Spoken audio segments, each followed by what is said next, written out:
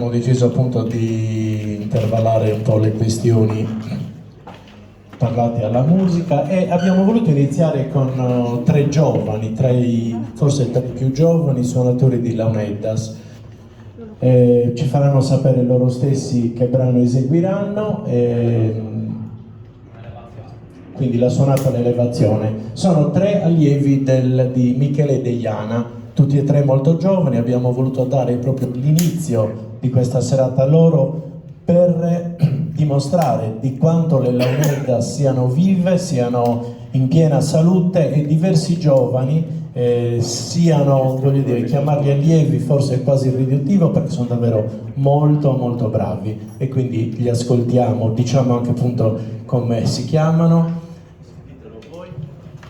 Io Stefano Pinna, Leonardo Palmas, Andrea Contu. Grazie.